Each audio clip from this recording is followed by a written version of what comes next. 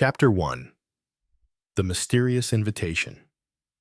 It all began on a cold evening in late November, when Amelia Hart, an acclaimed but reclusive author, received an unexpected letter. The envelope was made of heavy, cream-colored paper, unmarked, saved for a cryptic series of letters printed neatly in bold across the front ABC. Amelia had long since abandoned her detective novels and her interest in puzzles. But the letter stirred something dormant inside her, a spark of curiosity she couldn't ignore. She tore open the envelope, the creases of the paper unfolding with an almost painful slowness, and read the contents. Dear Amelia Hart, you have built your career on uncovering mysteries, but this time, the mystery will find you. You are invited to participate in a game that will test your intellect and nerve. Your first clue lies in the city of Bristol. Find it and follow the trail. The game begins at midnight on the 21st. Regards, ABC. The letter was signed in a crisp, deliberate hand, a stark contrast to the cryptic words that filled its pages. But what did it mean? Why had she been chosen? Amelia had always been interested by unsolved mysteries and puzzles, but this felt different. It wasn't just another case of a strange letter. It feels as if someone had been watching her, expecting her every move. Chapter 2. The First Clue. Amelia's thoughts raced as she tried to understand the meaning of the letter. She turned it over, inspecting it from every angle. There was no return address, no signature beyond the mysterious ABC. Bristol. Her mind flashed back to her early years, before her success as an author. She had spent some time in the city while researching one of her novels, walking its cobbled streets, exploring its hidden corners.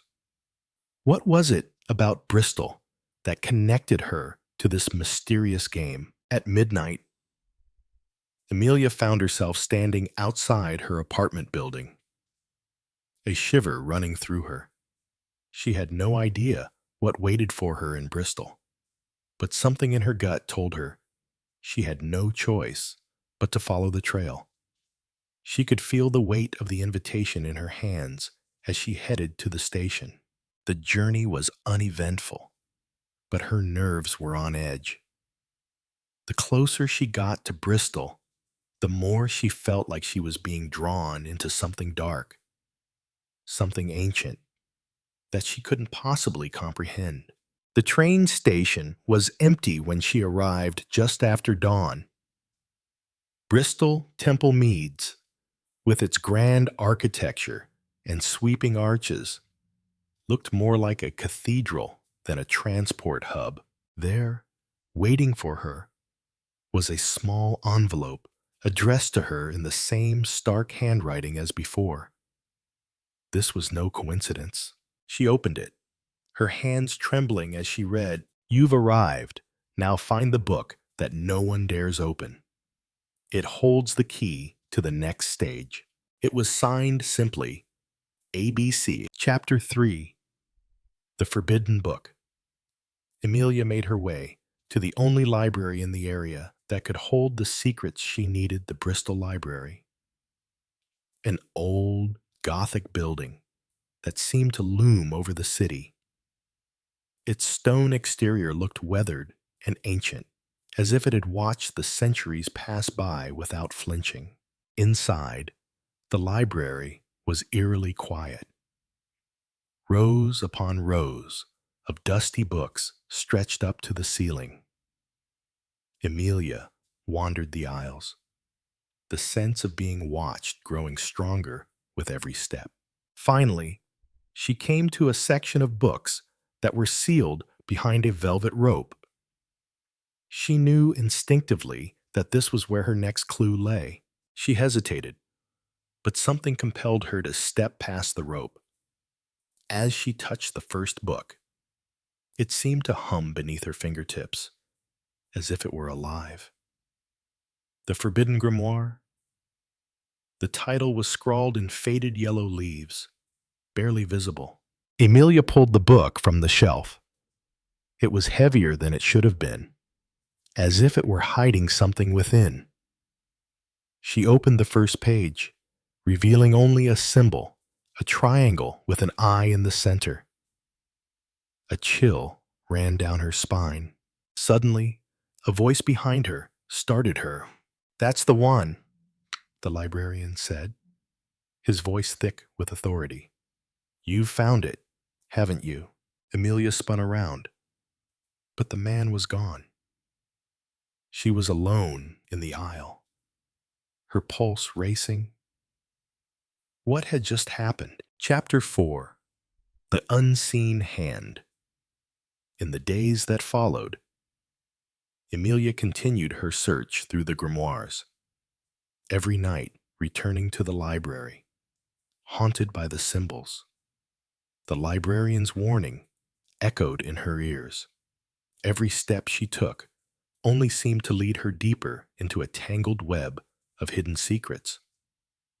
But someone was watching her, and it became clear that this was no longer just a game. At times, Emilia would feel someone lurking in the shadows, but when she turned, the figure was always gone. It was as if there were forces at play she didn't fully understand it. One evening, she followed a lead, a whisper in the dark corners of the library. The cryptic phrase, "the eye sees all," leads her to an underground passage beneath the library. The air down there was thick and damp, and the walls were covered in centuries-old carvings. At the end of the tunnel, she finds a door, the only door with a single keyhole. She didn't need to guess. She pulled the small golden key from her pocket and inserted it into the lock. The door creaked open. Inside, there was nothing but an empty room and a chair. As Emilia stepped in, the door slammed shut behind her. Chapter 5. The Final Revelation. Emilia was trapped. The room around her seemed to close in. The walls shifted, and the floor began to tilt as if she were on a ship that had lost its balance. She could feel the presence of something greater than herself in that space, something waiting to be revealed. And then she saw it. In the corner of the room, there was a mirror, an old, ornate piece with intricate carvings around its edge. It wasn't just a mirror. It was the eye. As Emilia stared at it, she saw a figure standing behind her, shrouded in darkness. She turned, but no one was there. The mirror pulsed with energy, and Emilia heard the voice of ABC clear as day. "Welcome, Emilia," the voice said. "You've reached the end of the path, but now the game begins." Emilia reached out to touch the glass, and as her fingers made contact, the mirror shattered. Chapter 6. The Web Tightens. Section 1. The Telltale Signs. The days following Emilia's encounter with the shattered mirror passed in a haze.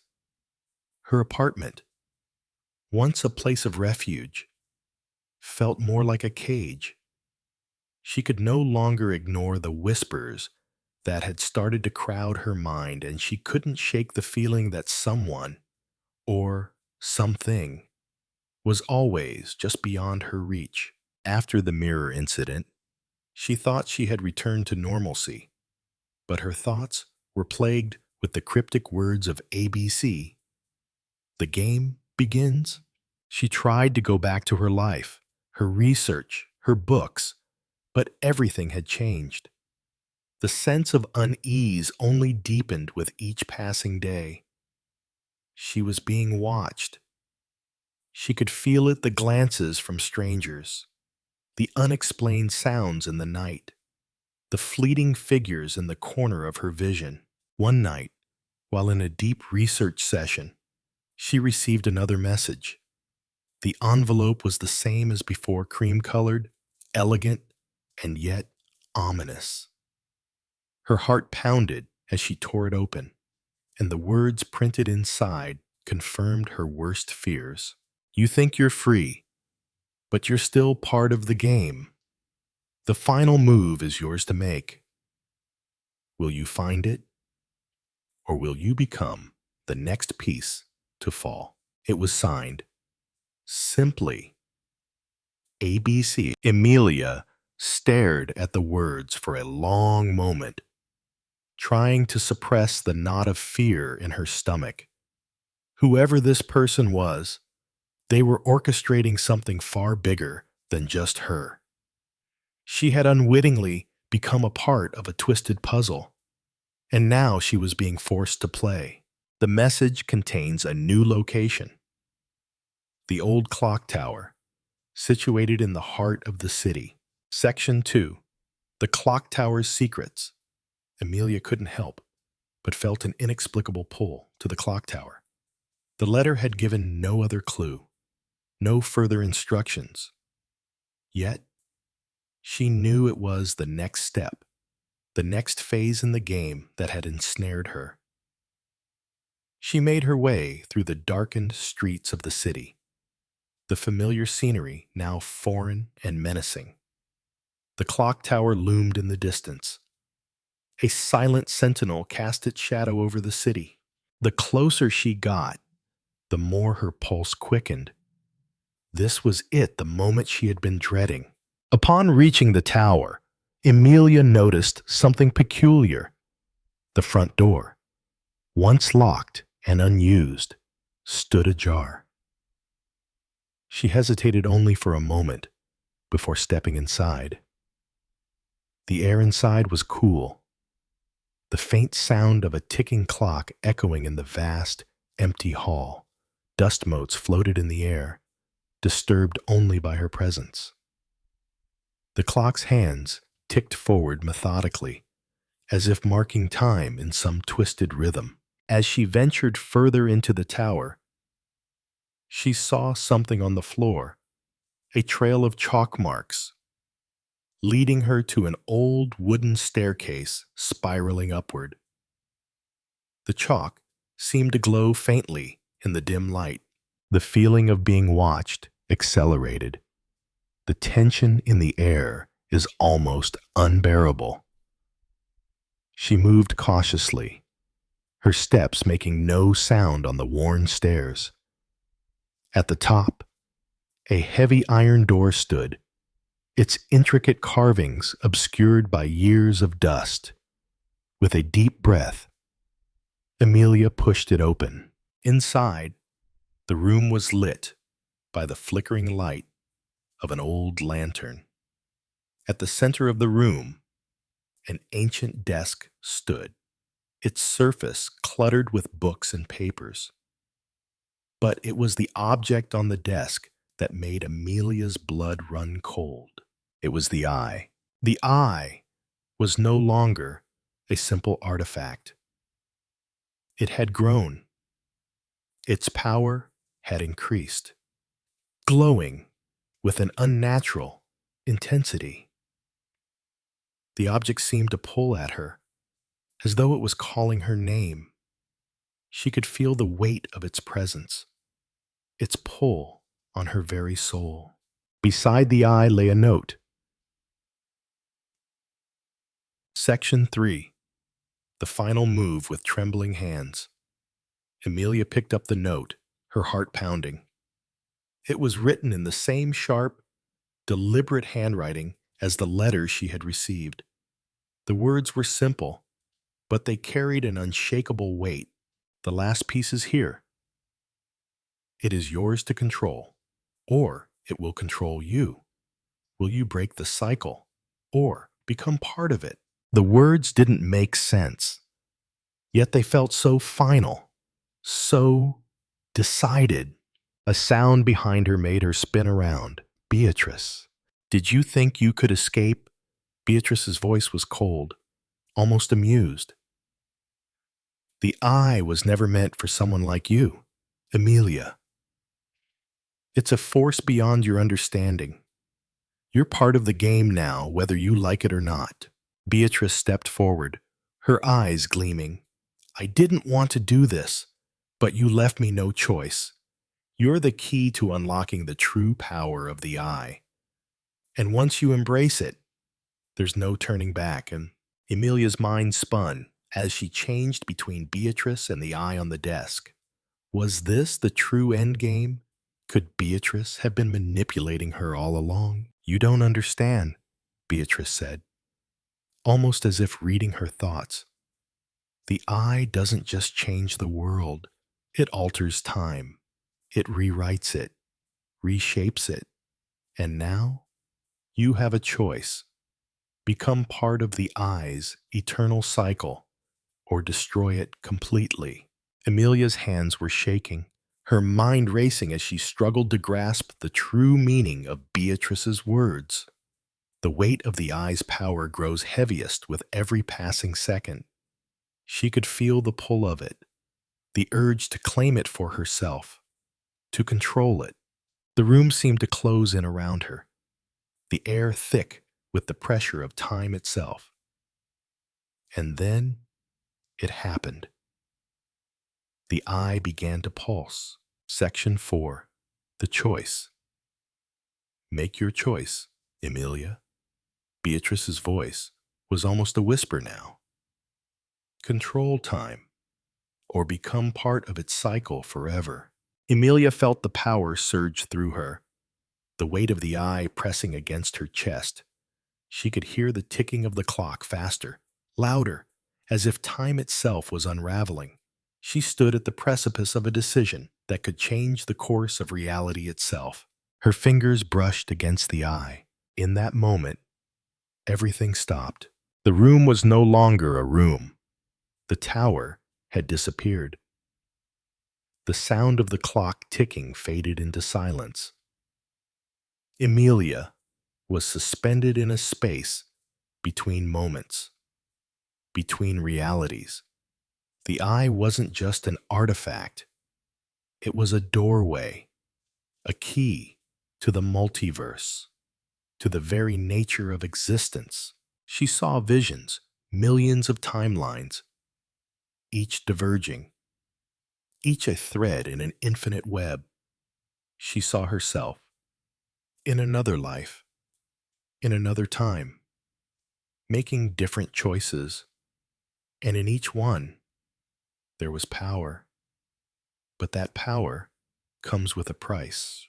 You see, a voice echoed around her, the voice of ABC. The game was never about winning. It was about understanding the cost of what you seek. Time. Reality, they are not to be controlled. They are forces beyond comprehension. Amelia's heart raced. Was it too late to turn back? Could she undo the choices she had already made? The silence was broken by a final, powerful realization. There is no escaping the game. And then, everything shattered. Chapter 7. The Eyes Return, Section 1. The Awakening. The morning after the events in the tower, Amelia sat at her desk, staring at the book with the familiar symbol on its cover. The eye, the artifact, had returned to her life, not as a physical object, but as an intangible presence that seemed to haunt her every thought. She had thought the game was over, that she had shattered the eye and broken free from its grip, but she was wrong. The room feels strangely still, the kind of silence that presses in on you like a weight. Amelia had woken up in her own apartment, as though nothing had happened. Yet she felt as though she had crossed into a new reality. The lines between the present and the past had blurred, and she wasn't sure if she was dreaming or living a twisted version of her reality. The book sat untouched on her desk, but Amelia could feel its pull. A quiet whisper inside her mind urges her to open it, to discover its secrets. Her fingers trembled as she reached for it, lifting the cover. The pages were blank. Her heart skipped a beat. There had been no text when she had opened the book, only the emblem. But as her gaze fell upon it, the emblem began to shift, its lines glowing softly before words began to materialize within the pages. The cycle has begun again. You cannot escape it. The eye sees all. And now, it watches you. There is no turning back. The words echoed in her mind, sending a chill down her spine.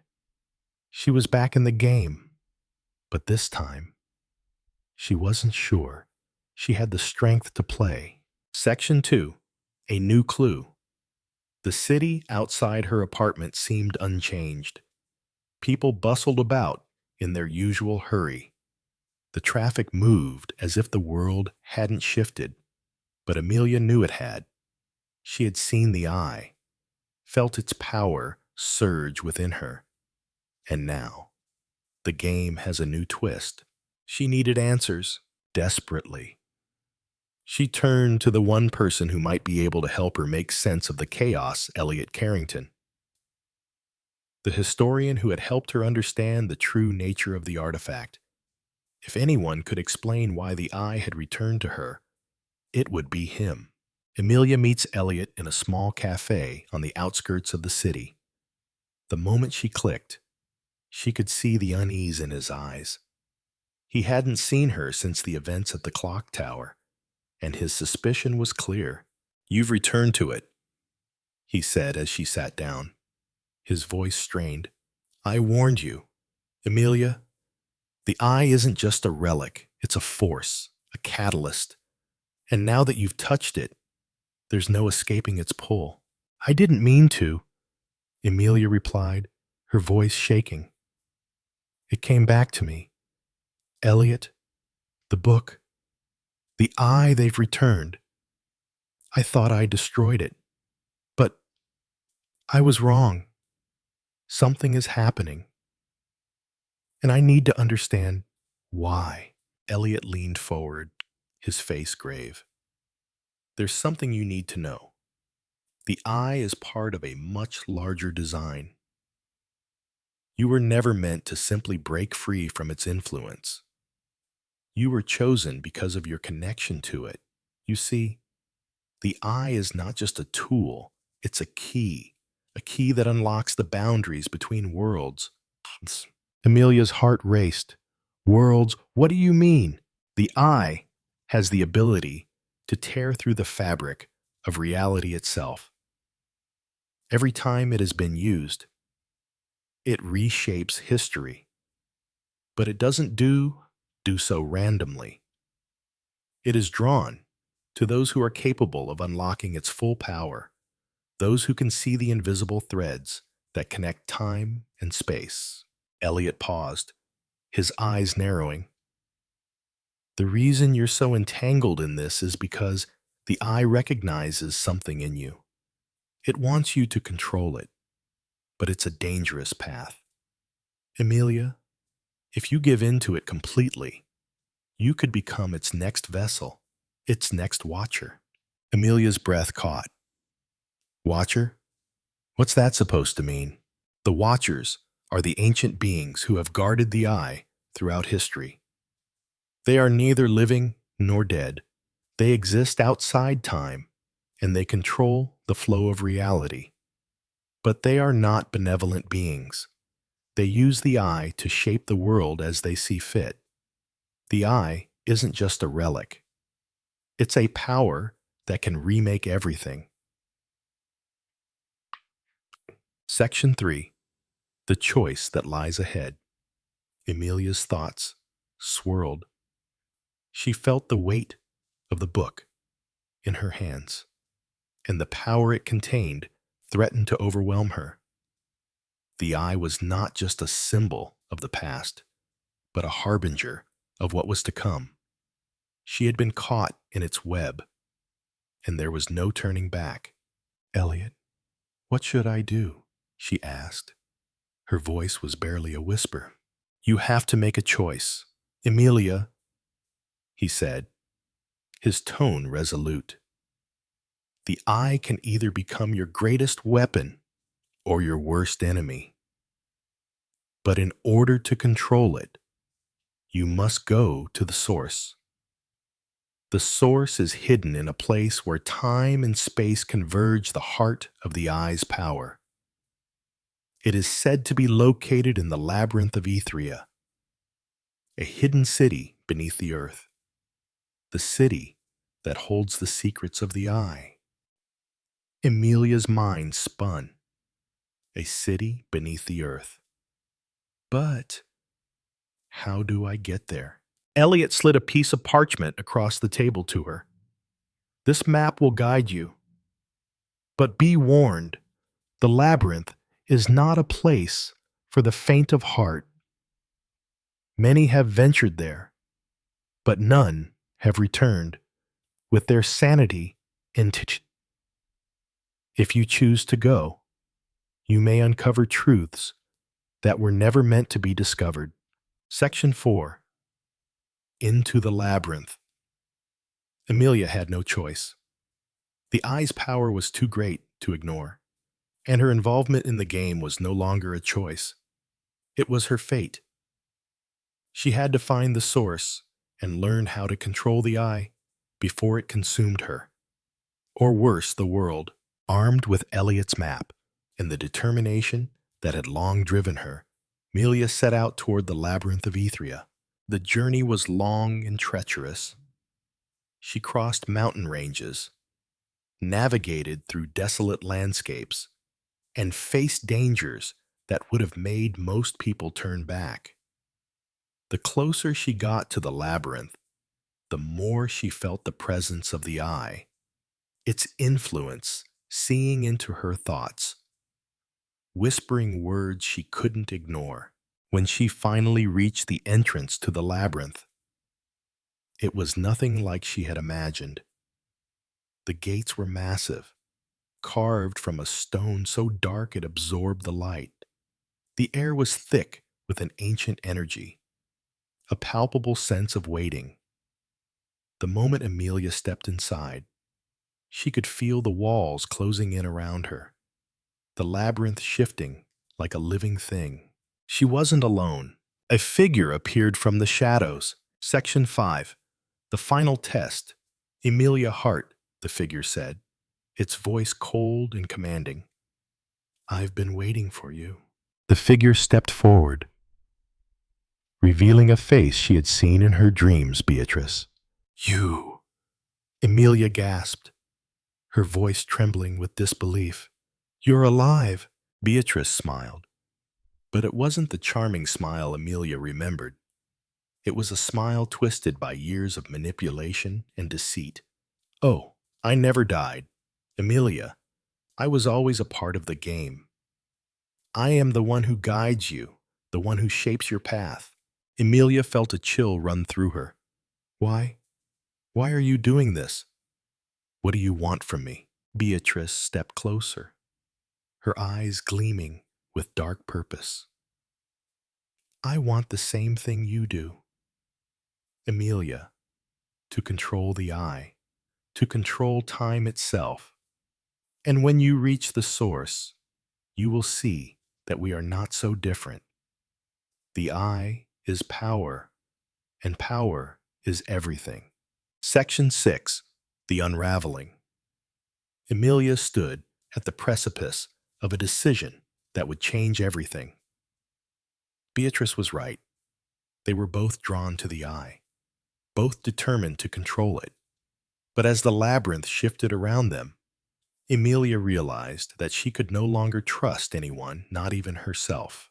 The final test was here. She reached out toward the eye, but before her fingers could touch it, everything around her began to unravel.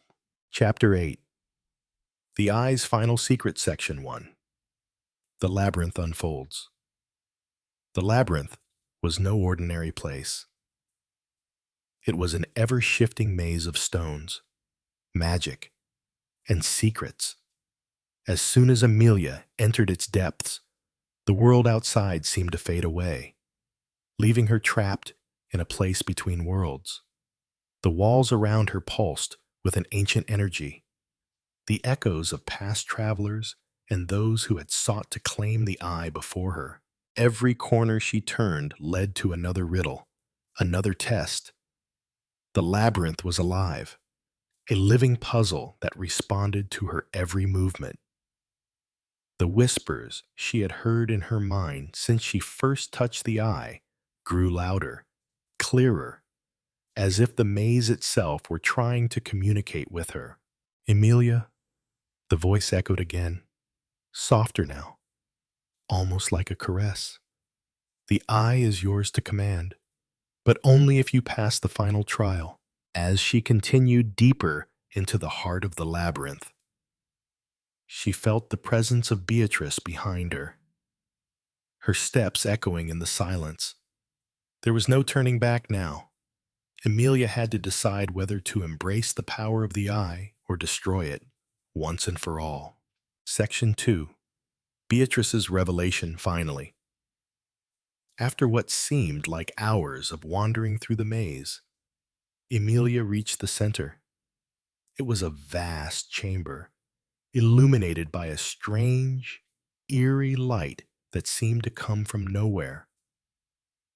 At the center of the room lay a pedestal, and on that pedestal rested the eye, its power pulsing like the heartbeat of the universe itself.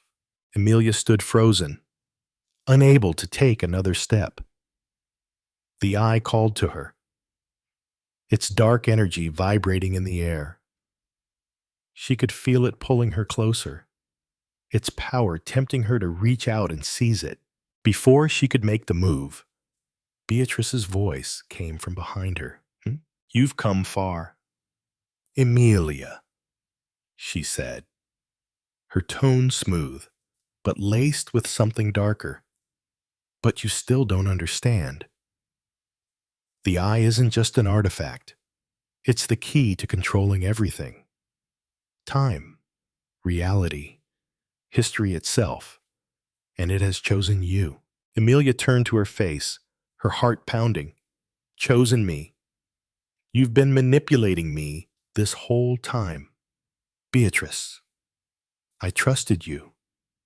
Why didn't you tell me the truth?" Beatrice stepped closer, her eyes glowing with a strange intensity.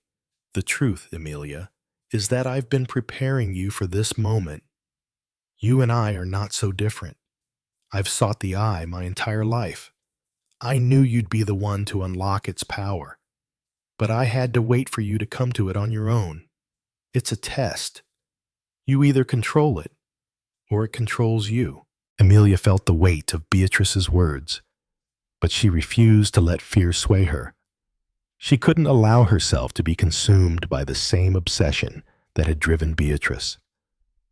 She had to stop it. Stop this madness before it consumed everything.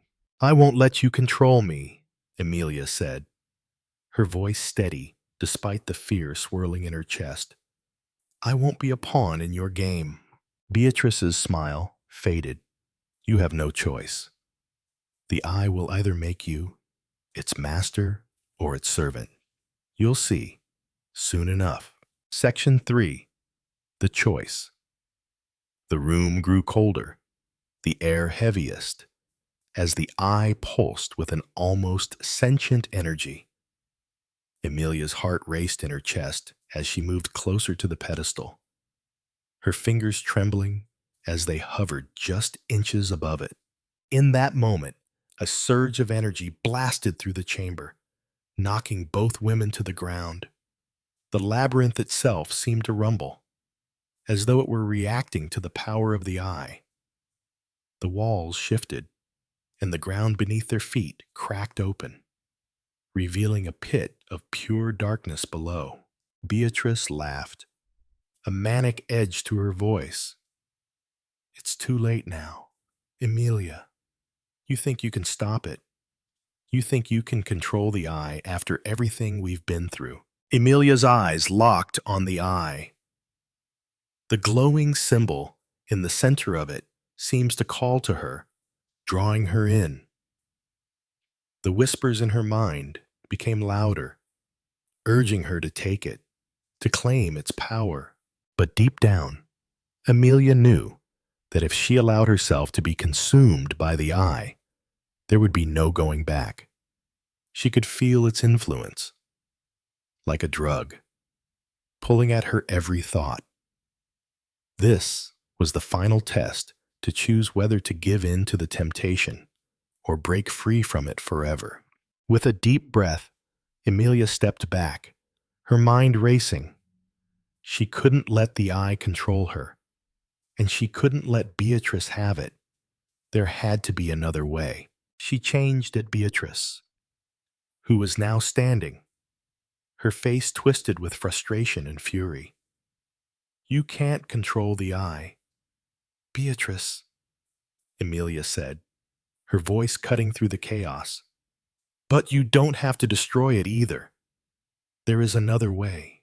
Beatrice's laugh died in her throat, replaced by a harsh, grating sound. What are you talking about? There is no other way. You don't understand. The eye is the only path. Amelia's gaze never wavered. It doesn't have to be this way. We can destroy it, seal its power away forever. The eye is too dangerous to control for anyone. Section 4. The Shattering of the Eye. For a moment, Beatrice seemed to hesitate, her eyes flickering with doubt. But then, with a sneer, she lunged at the pedestal, reaching for the eye. Before she could touch it, Amelia acted, diving toward the pedestal herself. She grabbed the eye and, with every ounce of strength she had, hurled it toward the pit below. No, Beatrice screamed, her hand outstretched. But it was too late. The eye fell into the abyss, its energy crackling as it descended. The entire labyrinth seemed to tremble, the walls shuddering as if the very foundations of reality were being torn apart. Then, with a deafening roar, the eye disappeared into the darkness. Section 5. The Final Consequence. The rumbling ceased, and the room fell silent. Amelia stood there, her breath ragged, her heart pounding in her chest. She had done it. She had destroyed the eye. The labyrinth began to shift once more. The walls fell away as if the entire structure had been erased from existence. The labyrinth was gone, leaving nothing but an empty space. But as the last of the labyrinth faded, Amelia felt a strange sense of emptiness.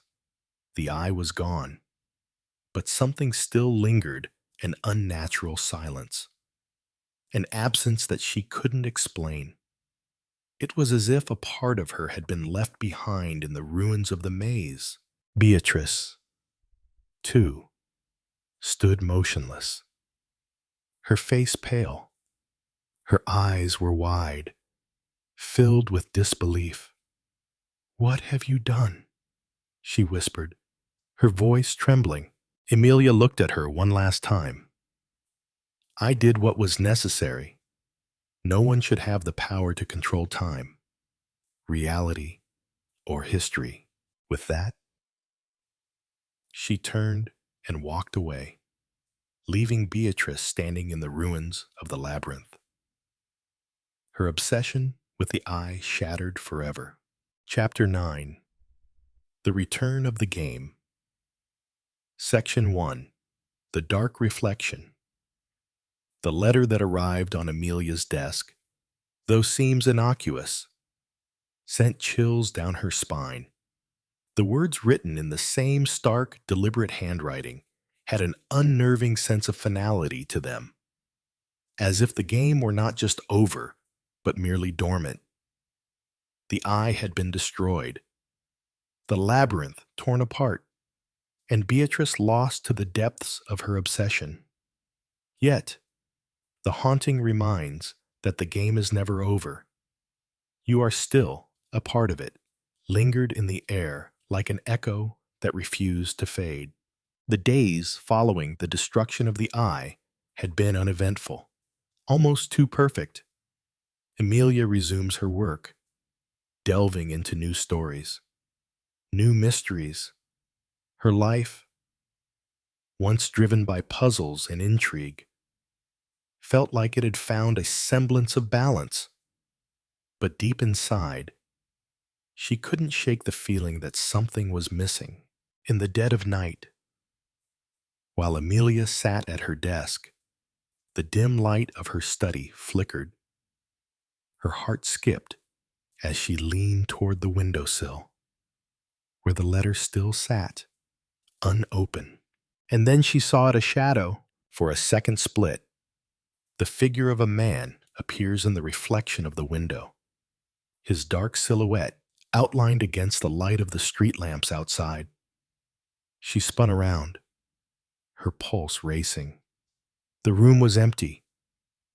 Nothing was out of place, but something felt off.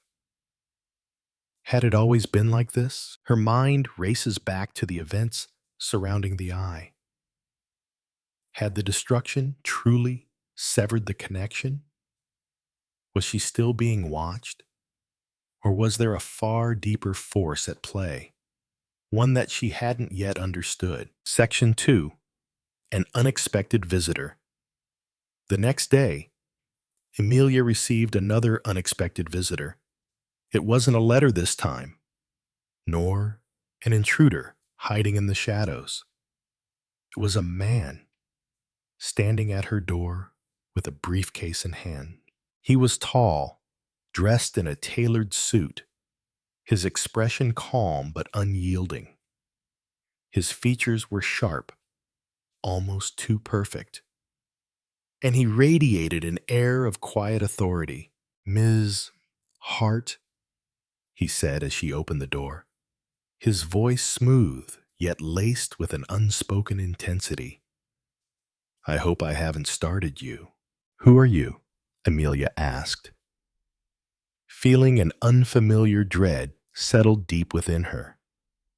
"How did you find me?" The man smiled, almost imperceptibly, before speaking. "My name is Victor Langdon, and I'm here on behalf of a very specific organization. An organization that would very much like to discuss the events of the past several months with you." Amelia stepped back instinctively, suddenly feeling like a piece on a chessboard. "I'm not interested in any more games," she said firmly, closing the door slightly, as if to end the conversation. But Victor stopped her, his hand gently but decisively pressing against the door. "I'm afraid that's not a choice you have anymore," Victor said. "You've already been drawn into something much larger than you realize. The eye is but a part of an intricate web that spans centuries, and the game, Ms. Hart, is far from over." Amelia's blood ran cold as she stared at him. She had destroyed the eye. She had fought through the labyrinth, faced her greatest fears. And yet, this man, with his cryptic message, made it clear that nothing had been solved. Everything she thought she knew about the world had been turned upside down. Section 3. The truth beneath the surface. Victor stepped inside without waiting for Amelia's invitation. "I don't mean to make you uncomfortable, but we need to discuss your role and what is to come." "Role?" Amelia repeated. "What are you talking about?" "I've destroyed the eye. That's it. It's over." Victor gave a small, almost pitying smile. That's where you're wrong. You've merely scratched the surface of what's truly happening. The eye was just a catalyst of force. Yes, but not the true power. You thought it ended when you shattered the artifact, but that was merely the beginning. He walked over to her desk, where the remnants of the eye's destruction still lay, and picked up a small book she hadn't noticed before. It was an old, weathered journal, its cover marked with the same symbol she had seen countless times: the eye. This journal, Victor said, contains the secrets of the Order of the Eternal Eye. What you faced with Beatrice and the eye was only one branch of a much older, deeper game. You have now been involved with the Order's workings. You were chosen to be part of this, whether you wanted it or not. Amelia's eyes darted to the journal. But I destroyed the eye. That was supposed to stop everything. Victor placed the journal down, his gaze locking with hers. You don't understand. The eye is not a simple object. It's a key, a vessel through which certain forces can be channeled. It has always been tied to those who possess the ability to see through the veil of time. And now, you are one of them. The revelation hit her like a wave. She had always suspected there was something deeper, something about her connection to the eye that went beyond simple curiosity. But this was something she couldn't ignore. Victor's voice softened. You may have destroyed the eye, but its essence lives within you now. And because of that, you are part of a much larger scheme, one that will reveal whether you wish to be part of it or not. Section 4. A Path to the Unknown. Amelia's mind racing. The weight of Victor's words pressed down on her like 1,000 invisible hands. She felt the familiar presence of the eye once again, not physically, but within her, in her thoughts, in her blood.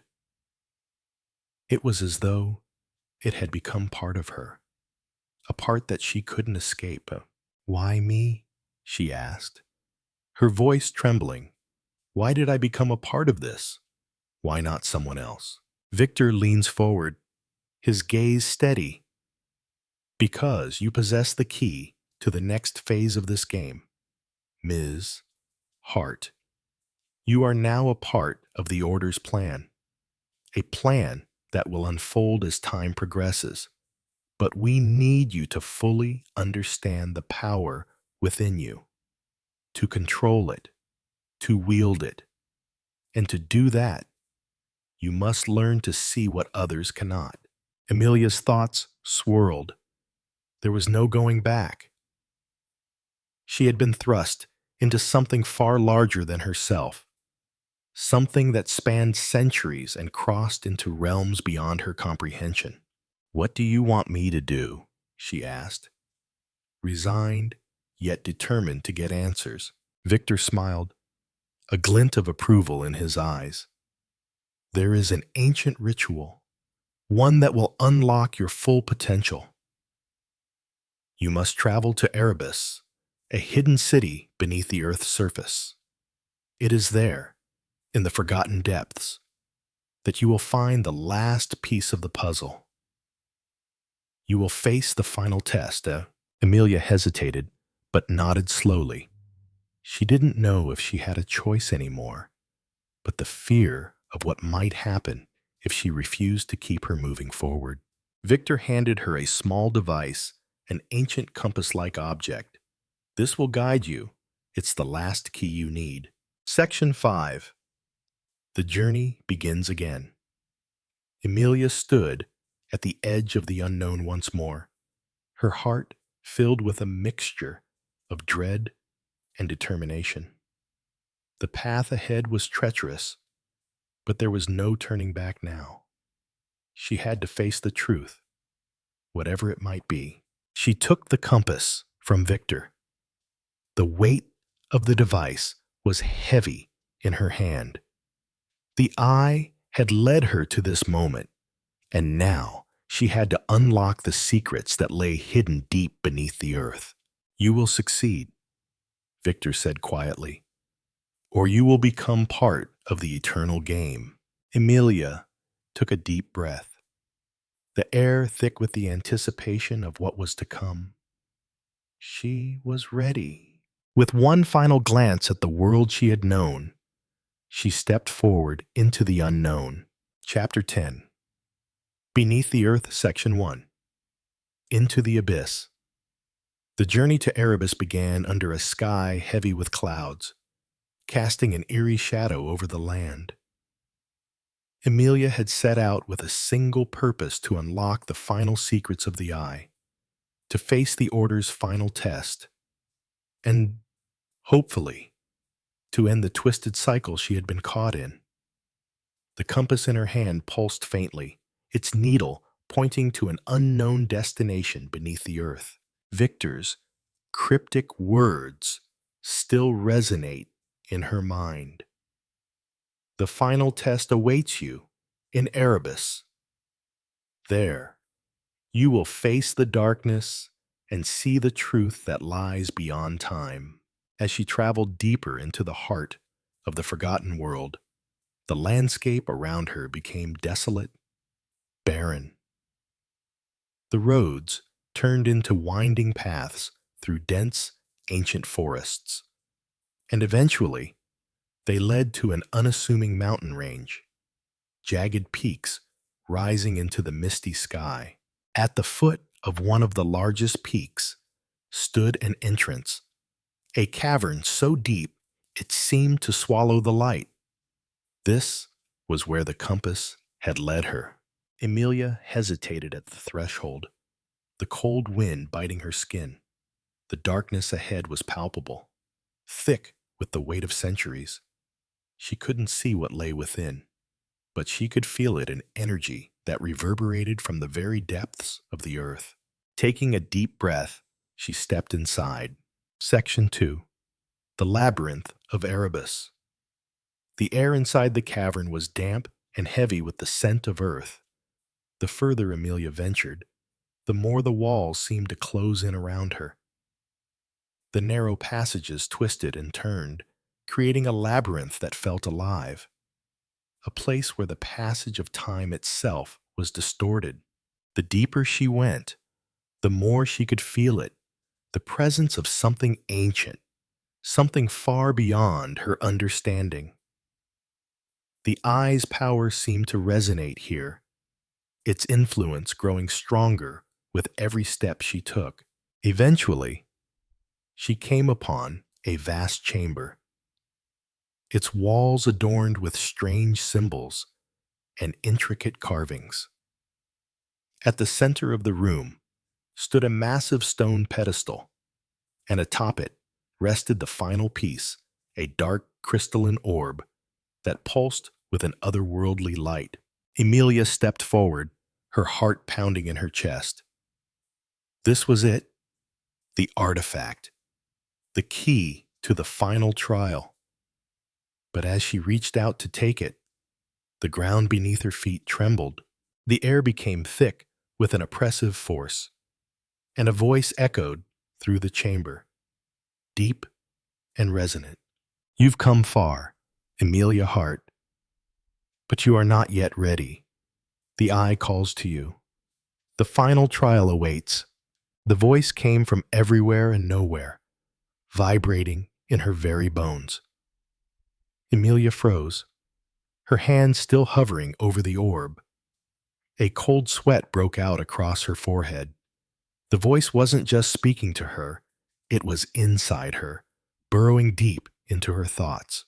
Suddenly, the orb began to glow brighter, and the symbols on the walls came to life.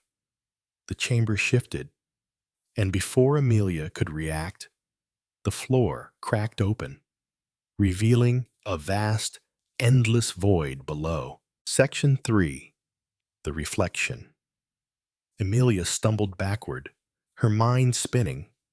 The labyrinth had already been a test, but this This feels different. The void seemed to stretch out before her, endless and black, with nothing to cling to but the shadows. The game is not over yet, Amelia. The voice rang in her ears again, its tone laced with dark amusement. To control the eye, you must face your true self, the truth you've hidden deep inside. You've come to take power. But what is power without understanding? The voice seemed to grow louder, and in that moment, Amelia saw something flickering in the void, a reflection. It was her, but not the woman she had come to know. This version of her was darker, more twisted, her eyes filled with desperation and anger, a side of her she hadn't allowed herself to confront. You want power, don't you? The reflection asked, its voice echoing Amelia's own. You're not doing this for anyone but yourself. You think you can save the world, but all you've done is feed your own needs for control. Amelia recoils. No, that's not true. The reflection smirked, its features shifting as if mocking her.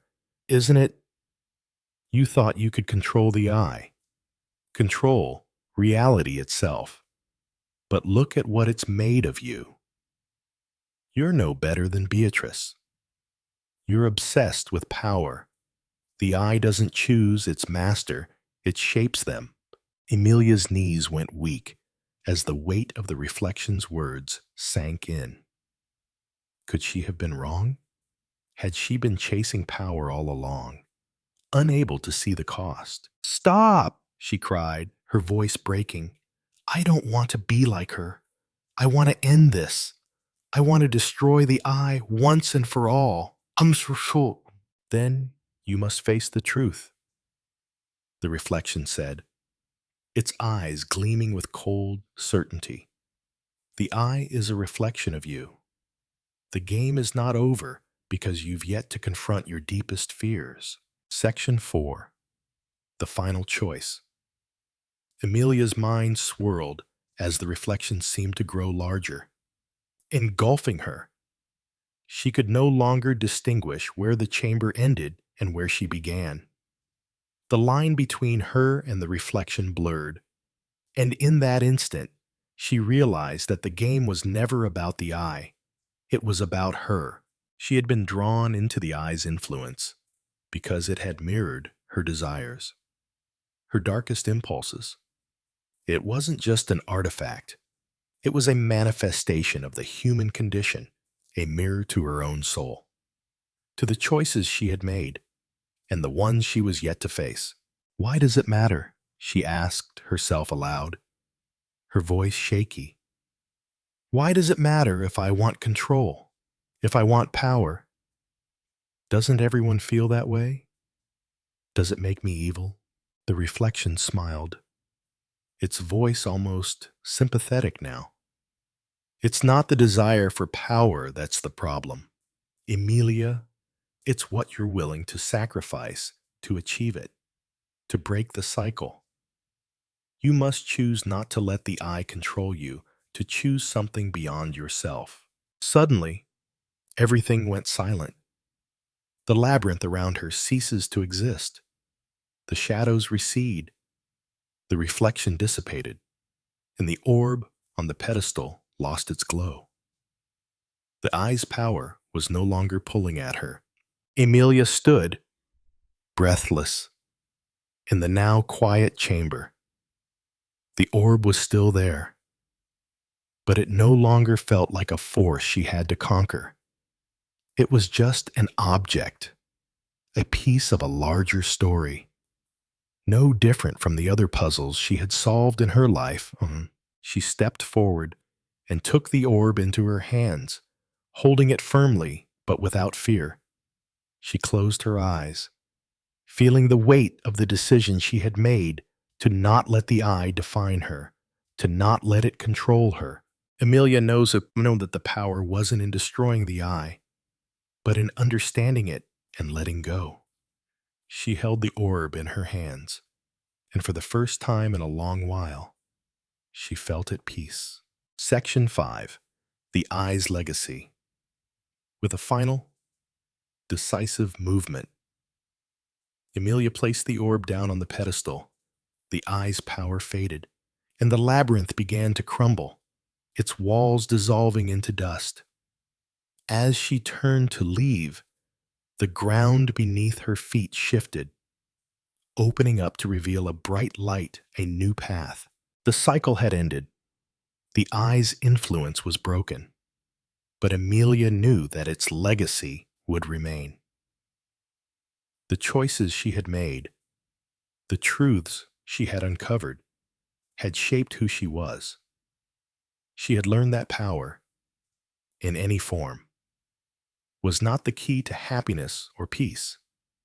Understanding, compassion, and letting go were the true forces that shaped the world.